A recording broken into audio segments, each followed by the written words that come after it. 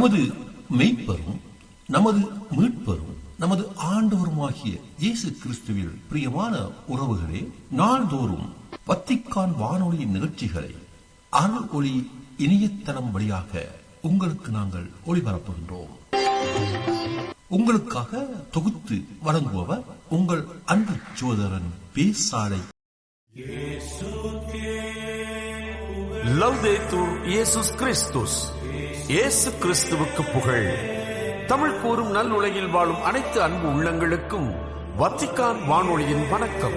இறைவன் உங்கள் உள்ளத்தையும் இல்லத்தையும் தன் அன்பாலும் அருளாலும் அமைதியாலும் இன்றும் என்றும் நிரப்புவாராக.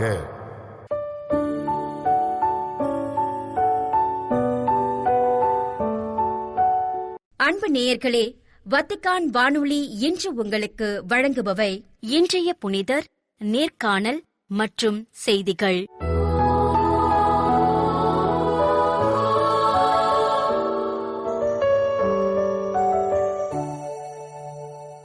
இன்றைய புனிதர்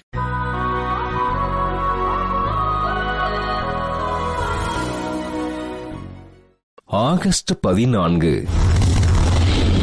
புனித மேக்சிமிலியான் கோல்ஃபே. போலந்து நாட்டில் வாழ்ந்த ஜூலியன் மரியா கோல்ஃபே பெற்றோருக்கு கிபி 1894 ஆண்டு ஜனவரி மாதம் 8ஆம் நாள் பிறந்தார் மேக்சிமிலியான் கோல்ஃபே.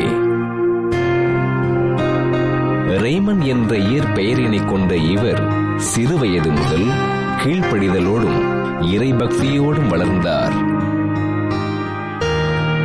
தனி அறையில் ஜெபித்துக் கொண்டிருந்த மேக்சிமிலியானுக்கு காட்சியளித்த புனித மரியன்னை வெண்மை மற்றும் சிவப்பு நிறத்திலான 2 கிரீடங்களை காண்பித்து, வெண்மையான நிறம் தூய்மையான வாழ்வினையும், சிவப்பு நிறம் மறைசாட்சிக்குரிய வாழ்வினையும் குறிப்பதாக கூறி, எது உமக்கு வேண்டும் என்று கேட்க, மேக்சிமிலியான் 2ஐயும் எனக்கு தாருங்கள் என்று தாழ்ச்சியோடு கூறினார்.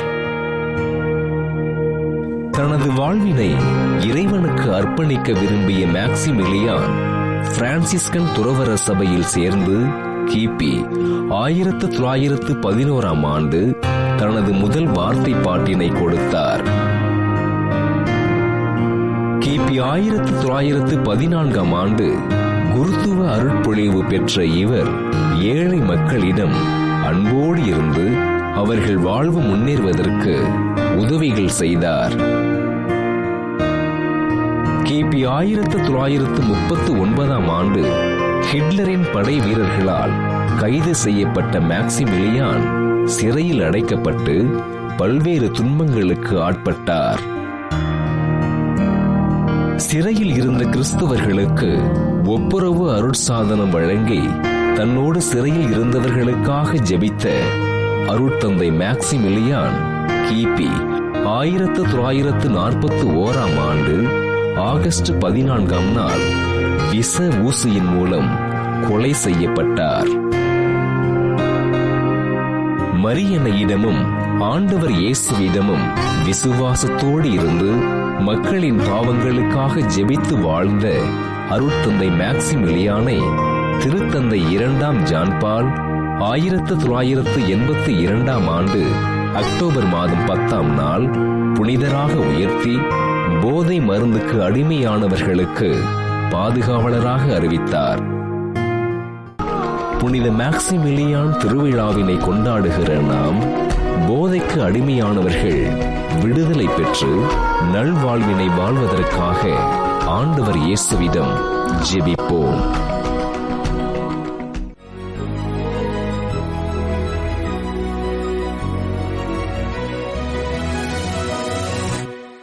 நேர்காணல். இனிய இதயங்களுக்கு அன்பின் வணக்கம். நான் உங்கள் அருட்சகோதரி பிரைடா. கடந்த பகுதியிலே மறைக்கல்வி வகுப்பிற்கு பெற்றோர்களின் பங்களிப்பு எவ்வளவு முக்கியம் என்பதை பற்றி நல்ல கருத்துக்களை நாம் பெற்றுக் கொண்டிருக்கிறோம். தொடர்ந்து இதை குறித்த கருத்துக்களை வழங்க அருட்தந்தை அவர்கள் நம் மத்தியில இருக்கிறார். அருட்தந்தை அவர்களை நாம் வரவேற்போம். வணக்கம் ஃபாதர். ஃபாதர், கடந்த பகுதியில பெற்றோர்களுடைய பங்களிப்பு எவ்வளவு முக்கியம் என்பதை பற்றி மிக அழகாக கற்றுக் கொடுத்தீர்கள். இந்த பகுதியிலே நான் தெரிந்து கொள்ளவும் இன்னும் நம்முடைய மக்களுக்கு ஒரு நல்ல ஒரு தெளிவை பெறுவதற்காக கேள்வியாக நான் நினைப்பது, ஆசிரியர்களுடைய பங்களிப்பு எப்படி இருக்க வேண்டும்?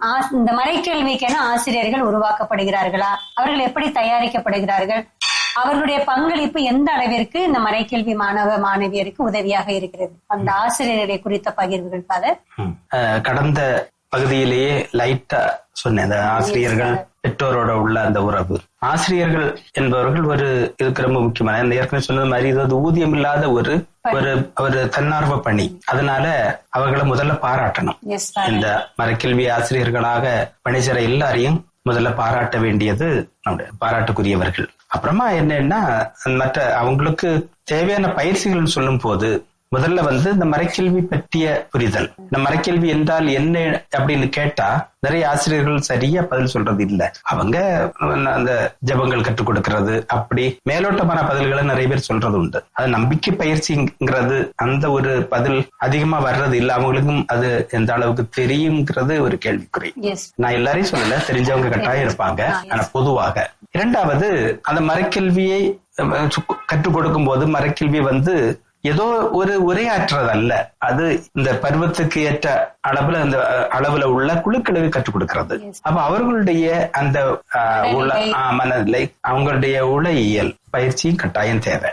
பொதுவாக அந்த மனித உளவியல் பயிற்சி ஓரளவுக்கு தெரிந்து கொள்வது. பள்ளிக்கூடத்துல உள்ள ஆசிரியர்கள்னா அவங்க ஏற்கனவே அவங்களுடைய ட்ரைனிங்ல உளவியல் படிச்சிருப்பாங்க. படிச்சாலும் இங்க திருப்பி வரும்போது அது ஒரு ரீஇன்ஃபோர்ஸ்மெண்டாக மாறும். மீண்டும் அதை செழுமைப்படுத்துறது மாதிரி இருக்கும். அது கட்டாயம் அவங்க யாருக்கு மறைக்கல்வி கற்றுக் கொடுக்க போகிறார்களோ அவங்களுடைய உளவியல், முக்கியமா அவங்களுடைய அந்த ரிசப்டிவ் கெப்பாசிட்டி, அதை உள்வாங்கக்கூடிய ஆற்றல். எடுத்துக்காட்டாக என்னன்னா, நமக்கு 12 வயசு வரைக்கும் நம்ம கருத்துரைகளை கேட்க முடியாது. அப்ப மறையுரை எல்லாம் பண்ணும்போது 10 வெறும் கருத்துரைகளாக இருந்தா சிறுவர்கள் ஒரு 5-6 நிமிஷம் ஆன உடனேயே அங்க வேடிக்கை பார்க்க ஆரம்பிப்பாங்க, அடுத்தவங்களை விளையாட ஆரம்பிப்பாங்க, இல்லன்னா மறைக்கல்வி புஸ்தகம் ஏதாவது கையில அதை எடுத்து விடிச்சு பார்க்க ஆரம்பிப்பாங்க. கவனிக்க முடியாது அவங்களால.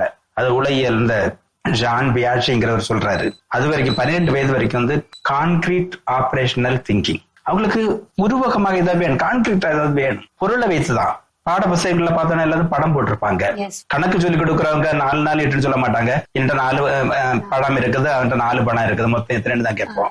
அதாவது பொருட்களோட வைத்து அவங்க புரிந்து கொள்ள முடியும். அதனால அந்தந்த 12 வயதுக்கு உட்பட்ட சிறாருடைய மறைக்கல்விக்கு நிச்சயமாக அந்த அவங்களுடைய கற்றுக் கொடுக்கக்கூடிய முறை வித்தியாசமா இருக்கணும். நிறைய அனுபவ ரீதியாக கதைகள், பிறகு பொருட்களை வைத்து மாடல்ஸ் அதெல்லாம் வைத்து கற்றுக் கொடுக்க வேண்டியிருக்கும். அதுக்கு மேல கொஞ்சம் கொஞ்சமாக கருத்துரையை 20 நிமிஷத்துக்கு மேல கேட்கக்கூடிய பெரிய ஆட்களும் ரொம்ப குறைவு. பெரியவங்க கூட 20 நிமிஷத்துக்கு மேல கருத்துரையை கேட்டுட்டு இருக்க மாட்டாங்க. அவங்களுக்கு ஏதாவது கதை கட்டல சொன்னாதான், அல்லது நிகழ்ச்சியை சொன்னாதான், அல்லது அவங்கள்ட்ட ஒரு விடுகதை அல்லது ஒரு கேள்வி கேட்டாதான் அலர்ட் ஆகுறாங்க. அது இயல்பு, மனிதன் நம்ம இயல்பு. அதனால அந்த மறைக்கல்வி கற்றவர்களுடைய அந்த மனநிலை, அவங்க எந்த அளவுக்கு அவங்களால உள்வாங்க முடியுங்கிறது அதை படித்துக் கொள்ள வேண்டும். மூன்றாவது முக்கியமான பயிற்சி என்னன்னா, அந்த மெத்தடாலஜி, முறையியல். மெத்தடாலஜிங்கிறத மெத்தடாலஜிங்கிறது அது ஒரு பெரிய ஒரு சயின்ஸ். அது அவங்களுக்கு என்னென்ன மெத்தட்ஸ் அதுக்கு அந்த குழந்தைகளுக்கு அந்த சின்ன வயசுல இருந்து மேல போக போக கொஞ்சம் கொஞ்சம் குறையலாம். விளையாட்டுகள், கதைகள், பாடல்கள், செயல்கள், பிறகு அவங்களுடைய இந்த குரூப் ஆக்டிவிட்டிஸ், குழு செயல்பாடுகள். ஆமா, அந்த விளையாட்டு வைக்கும் போது ரொம்ப கவனமாக இருக்கணும். விளையாட்டுகள் எல்லாமே கடைசியில போட்டியில முடியும். எந்த குரூப் முதல்ல வெற்றி பெறுது அப்படி சொன்னோம்னாலே அங்க எல்லாமே அடிபட்டு போயிடும். அதனால என்னன்னா, நான் காம்படிட்டிவ், அதாவது போட்டி இல்லாத விளையாட்டுகள் நிறைய இருக்குது. ஆங்கிலத்தில் நம்ம இணையதளத்துல தேடுறோம்னா போட்டி இல்லாத நான் காம்படிட்டிவ் கேம்ஸ் ஃபார் கிட்ஸ் போட்டோம்னா அதாவது 1000கணக்கில் வரும். அதாவது வின் கேம்ஸ் ஒண்ணு கூட வரும். நிறைய விளையாட்டுகள் இருக்குது. அது என்ன, எல்லாவற்றையும் எடுத்து நாம் அதை கொஞ்சம் மாடிஃபை பண்ணணும் நம்முடைய குழுவுக்கு ஏற்றபடி. அங்கதான் இந்த படைப்பாற்றல் வருது. ஒரு விளையாட்டை அப்படியே கொண்டு நம்ம பிள்ளைகளுக்கு சொல்ல முடியும். ஒரு கதையை அப்படியே கொண்டு நம்ம படிக்கிற கதையை அப்படியே சொல்ல முடியாது. அதை நம்முடைய கதையாக மாற்றி சொல்றது. இதுக்கு படைப்பாற்றல் அந்த பயிற்சி கொடுக்கணும். இந்த துணை கருவிகள் உருவாக்குறது, விளையாட்டுகள் உருவாக்குறது, இதன் மூலமாக ஒரு செய்தியை எப்படி நம்முடைய மாணவர்களுக்கு கொடுக்கறதுங்கிற அந்த ஒரு பயிற்சி அவங்களுக்கு கட்டாயம் தேவை. இந்த 3 வகையான பயிற்சிகள் அதுக்கு பிறகு திருப்பியும் அந்த மறைக்கல்வி பற்றிய ரினிவல், அதாவது புத்தாக்க பயிற்சின்னு சொல்லுவாங்க, அது தொடர்ந்து நடந்து கொண்டே இருக்க வேண்டும் மறைக்கல்விக்கு முக்கியமா. அதுக்கு பிறகு இந்த காண்டன்ஸ் சொல்லும் போது அவங்களுக்கு விவிலிய அறிவு தேவைப்படும், கொஞ்சம் இறையியல் அறிவும் தேவைப்படும். அதன் பிறகு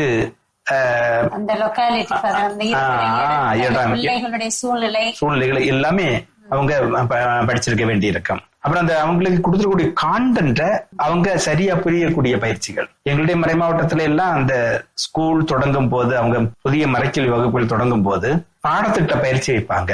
எல்லா ஆசிரியர்களும் இருந்து அவங்க பாடங்கள், ஒவ்வொரு வகுப்பு ஆசிரியர், 6ஆம் வகுப்பு ஆசிரியர்கள் எல்லாம் சேர்ந்து வருவாங்க. அவங்களுக்கு அந்த 6ஆம் வகுப்புல உள்ள பாடங்களை எப்படி கற்றுக் கொடுக்கறதுங்கிறது சொல்லிக் கொடுப்பாங்க. அது ஒரு மணி நேரம் 2 மணி நேரத்துல ரொம்ப ஆழமாக கற்றுக் கொடுக்க முடியலன்னாலும் ஒரு அறிமுகம் போல செய்யலாம். இன்னும் அதை தொடர்ந்து 2-3 தடவை வச்சோம்னா இன்னும் அதிகமாக பயன்படுறதுக்கு வாய்ப்பு உண்டு. அதுக்கு அடுத்து திறனாய்வு செய்யறது எப்படி, நம்ம அதை பற்றி ரொம்ப கவலைப்படுறது இல்லை. திறனாய்வு ஒரு எக்ஸாம் வச்ச உடனே திறனாய்வு முடிஞ்சிருது. அது எக்ஸாம் அல்ல. திறனாய்வுங்கிறது நம்ம கற்றுக் கொடுத்த பாடங்கள் வழியாக அந்த குழந்தையுடைய அல்லது அந்த மாணவருடைய நம்பிக்கை, தற்கடப்பு எந்த அளவு வளர்ந்துருக்குங்கிறத பார்க்க. அதுவும் ஆசிரியர்களுக்கு பயிற்சி கொடுக்க வேண்டியிருக்கு. ஒவ்வொரு வகுப்புக்கு பிறகு ஒரு திறனாய்வு நடத்தலாம், ஒரு 5-6 கேள்விகள் கேட்டு. பிறகு அந்த ஆண்டு இறுதியில் ஒரு திறனாய்வு நடத்துறது. பிறகு தேர்வு எல்லாம் நம்ம கட்டாயம் தேவையான தெரியல. மறைக்கல்வி எல்லாம் தேர்வுக்கான ஒரு பாடம் அல்ல. பட் ஸ்கூல்ல எல்லாம் அது ஒரு கண்டிப்பான ஒரு சப்ஜெக்டா வச்சிருக்கோம். அதுவும் நம்ம கிறிஸ்தவ பள்ளிகளில் எல்லாத்துலயுமே மறைக்கல்வி, அடுத்து சமூக கல்வி, அதாவது மாரல் சயின்ஸ், கேட்டகிசம் அப்படின்னு 2 குரூப் இருக்கிறாங்க. அதுல அந்த எக்ஸாம்ல பாஸ் ஆனாதான் தே ஆர் ஃபுல்லி பாஸ். இல்லன்னா அந்த இடத்துல ஃபெயில் ஆயிட்டாங்கன்னா அவங்க ஃபெயில். அப்படி இருக்க சிச்சுவேஷன்ல அது ஒரு அகாடமிக் நெசசிட்டி, அதுக்கு அது வைக்கட்டும், அதோட நிறுத்தக்கூடாதுன்னு சொல்றேன். ஓகே ஃபாதர், மிக்க நன்றி ஃபாதர். ஆசிரியர்களுடைய பங்களிப்பு பள்ளியில் மட்டுமல்ல, இந்த மறைக்கல்வி வகுப்பிலும் குறிப்பா இந்த ஞாயிற்றுக்கிழமையில 1 hour அவங்க கூட ஸ்பெண்ட் பண்றதுக்கு இவ்வளவு காரியங்கள் எல்லாம் ஒரு ஆசிரியர் பெற்றிருந்தாதான் நல்ல முறையில் அந்த மறைக்கல்வி வகுப்பை கொண்டு செல்ல முடியும் என்பதை மிக அழகாக, அருமையாக, தெளிவாக எங்களோட பகிர்ந்து கொண்டீர்கள். உங்களுடைய பகிர்விற்கு நன்றி ஃபாதர். மீண்டும் உங்களை நான் சந்திக்கிறேன். இதுல இன்னொன்னு உண்டு, ஆசிரியர்களோட உள்ள அனுபவமும் மறைக்கல்வியாக்கும் அனுபவமாக இருக்க வேண்டும். இனிய இதயங்களே, மிக அழகாக ஆசிரியர்களுடைய பங்களிப்பு, அவர்களுடைய பயிற்சி எவ்வளவு முக்கியமானது என்பதை அருட்தந்தை அவர்கள் நம்மோடு பகிர்ந்து கொண்டிருக்கிறார்கள். உங்கள் சார்பாகவும் நான் அருட்தந்தை அவர்களுக்கு நன்றி தெரிவித்துக் கொள்கிறேன். மீண்டுமாக அடுத்த நிகழ்வில் உங்களை சந்திக்கும் வரை உங்களிடமிருந்து விடைபெறுவது உங்கள் அருட்சகோதரி பிரைடா. நன்றி.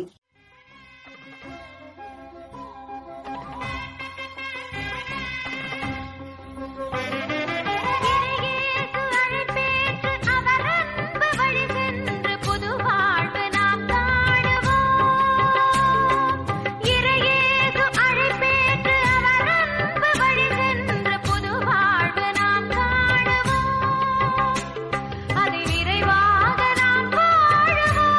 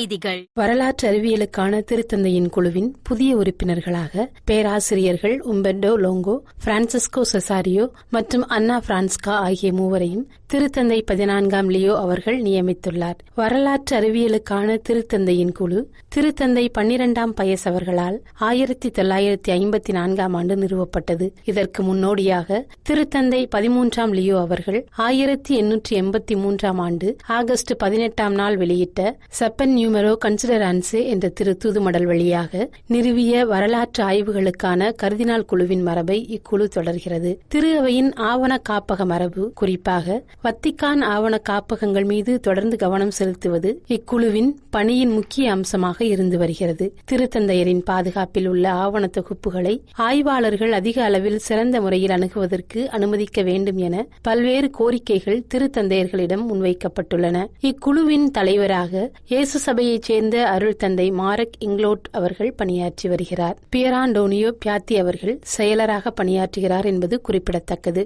பல்வேறு துறவற சமூகங்கள் அவற்றின் அருள் கொடைகள் மற்றும் வரலாறுகள் ஒன்றிணைந்து செயல்படுவதன் அழகை எடுத்துரைத்த திருத்தந்தை 14ஆம் லியோ அவர்கள் இவை அனைத்தும் இணைந்து திரு அவையின் பணியையும் மறைபொருளையும் நமது உலகில் வெளிப்படுத்துகின்றன என்று கூறினார். அமெரிக்காவில் உள்ள பெண் துறவியரின் தலைமைத்துவ மாநாட்டின் 70ஆம் ஆண்டு நிறைவை முன்னிட்டு 2026ஆம் ஆண்டுக்கான அதன் பொதுக்கூட்டத்தில் பங்கேற்றவர்களுக்கு வழங்கிய காணொலி செய்தியில் இவ்வாறு திருத்தந்தை கூறினார். இன்றைய உலகில் கிறிஸ்துவின் அன்புக்கு சாட்சிகளாக திகழவும் தங்களின் ஒன்றிப்பை வலுப்படுத்தவும் பல்வேறு அருள் கொடைகளை ஏற்றுக்கொள்ளவும் இருபால் துறவியருக்கு திருத்தந்தை அழைப்பு விடுத்துள்ளார். மேலும் பல அருள் கொடைகள் ஒரே ஆவி ஒரே அழைப்பு என்ற கருப்பொருளை மையமாக கொண்டு பேசிய திருத்தந்தை தங்களது சமூக வாழ்விலும் மறைபணியில் ஒத்துழைப்பிலும் அர்ப்பணிக்கப்பட்ட வாழ்வை மேற்கொள்பவர்கள் ஒன்றிணைந்த திரு அவையின் வல்லுநர்களாக திகழ வேண்டும் என்றும் கேட்டுக்கொண்டார். நற்செய்தி அறிவித்தல், கல்வி மற்றும் ஏழைகளுக்கான சேவை ஆகிய துறைகளில் துறவற சமூகங்கள் ஆற்றி வரும் பங்களிப்புகளுக்கு நன்றி தெரிவித்த திருத்தந்தை கிறிஸ்துவின் அன்பும் இரக்கமும் வழியாக அலட்சியம் மற்றும் இயலாமையின்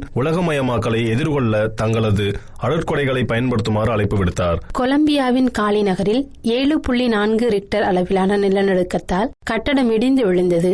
இடிபாடுகளுக்குள் தனது உடலால் பச்சிளம் மகனை பாதுகாத்த நிலையில் ஒரு தாயை மீட்பு பணியாளர்கள் கண்டெடுத்தனர். இந்த மீட்பு நிகழ்வு ஒரு மனித உயிரை கூட காப்பாற்ற ஒன்றிணைந்து செயல்படும் சமூகத்தின் வலிமையான அடையாளமாக அமைந்தது. மனித உயிரின் மதிப்பை மையமாக கொண்ட இந்த சிந்தனை கொலம்பியாவில் தனது பச்சிளம் குழந்தையை பாதுகாக்க ஒரு தாய் மேற்கொண்ட துணிச்சலான முயற்சியையும் சில நாடுகளில் கருக்கலைப்புக்கு அதிகரித்து வரும் சட்ட அங்கீகாரத்தையும் ஒப்பிட்டு பார்க்கிறது. இதற்கு மாறாக சில நாடுகளில் அண்மையில் மேற்கொள்ளப்பட்ட கருக்கலைப்பு சட்ட மாற்றங்கள் சுட்டிக்காட்டப்படுகின்றன. அமெரிக்காவின் மாசசூசெட்ஸ் மாநிலத்தில் புதிய சட்டம் கர்ப்பத்தை தன்னிச்சையாக முடிப்பதற்கான முந்தைய 24 வார கால வரம்பை நீக்கி மருத்துவர்களுக்கு அதிக முடிவெடுக்கும் அதிகாரத்தை வழங்குகிறது. மேலும் பல நாடுகளில் கருக்கலைப்புக்கான சட்டப்பூர்வ அணுகல் விரிவுபடுத்தப்பட்டுள்ளதாகவும் குறிப்பிடப்படுகிறது. கருக்கலைப்பு பெரும்பாலும் தனிப்பட்ட தேர்வு மற்றும் பராமரிப்பு என முன்வைக்கப்பட்டாலும் சிக்கலான கற்ப நிலைகளை எதிர்கொள்ளும் பெண்களுக்கு உளவியல், பொருளாதார, சமூக மற்றும் ஆன்மீக ஆதரவு உள்ளிட்ட உண்மையான மாற்று வழிகள் வழங்கப்பட வேண்டும் என இந்த சிந்தனை வலியுறுத்துகிறது. வணிக ரீதியிலான ஆழ்கடல் சுரங்க தொழிலில் ஆர்வம் அதிகரித்து வருவதால் அரசுகள், விஞ்ஞானிகள் மற்றும் நிறுவனங்கள் மிகுந்த எச்சரிக்கையுடன் செயல்பட வேண்டும் என பசிபிக் ஆயர்கள் வலியுறுத்தியுள்ளனர். பசிபிக் ஆயர் பேரவை ஆகஸ்ட் 10 திங்களன்று வெளியிடப்பட்ட ஒரு மேய்ப்பு பணி அறிக்கையில் ஆழ்கடல் என்பது இன்னும் முழுமையாக புரிந்து கொள்ளப்படாத ஒரு சுற்றுச்சூழல் அமைப்பு என்றும் அதன் பல்லுயிர் தன்மை, சூழலியல் உறவுகள் மற்றும் நீண்டகால நிலைத்தன்மை குறித்து பல ஐயங்கள் நிலவி வருவதாகவும் எச்சரித்துள்ளது.